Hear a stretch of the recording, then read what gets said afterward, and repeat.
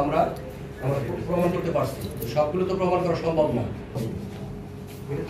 এখন এটা কারা দেয়, এটা কি কারণে দেয়? সব আছে, মানে পুলিশের পত্র, পিতা মাতা বিয়ে করছে কিনা, মরে গেছে, এগুলো ডকুমেন্ট বেশি, ওরাই ভোগান্তি শিকার, ওইগুলো ভোগান্তি শিকার হয়। যার ডকুমেন্ট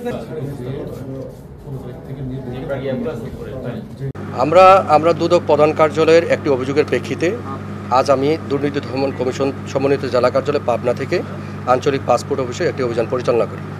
এই অভিযান পরিচালনাকালে বিভিন্ন সেবা প্রার্থীদের আমরা তাৎক্ষণিকভাবে জিজ্ঞাসাবাদ করি। তারা বিভিন্ন হয়রানির কথা স্বীকার করেন। তারা একটা আবেদন করলে সেই আবেদনে যদি দালালের মাধ্যমে করে তাহলে অল্প সময়ের মধ্যে হয়ে যায়, আর দালালের মাধ্যমে না করলে তাহলে তাদের ভোগান্তি পোহাইতে হয়। এখানে আরেকটা জিনিস যেটা সবচেয়ে পেলাম, তারা বিকাশের মাধ্যমে লেনদেন করে। একটা বিকাশের তথ্য আমরা পেয়েছি, সেই তথ্যটা সহকারী পরিচালক পাসপোর্ট অফিসের, তাকে আমরা দেখিয়েছি এবং এটা সত্যতা নির্ধারণ হয়েছে।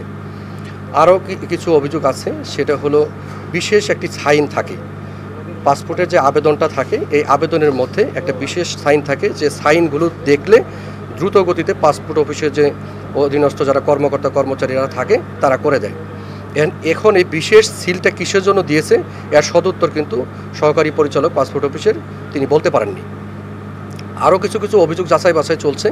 যাচাই বাছাই আনতে আমরা একটা প্রতিবেদন তৈরি করব। এই প্রতিবেদনটি দুর্নীতি দমন কমিশন প্রধান কার্যালয় আমরা ঢাকায় প্রেরণ করব। তার পরবর্তীতে দুদক প্রধান কার্যালয় থেকে যে সিদ্ধান্ত আমাদেরকে দিবেন, উক্ত সিদ্ধান্তের আলোকেই আমরা আইনগত ব্যবস্থা গ্রহণ করব।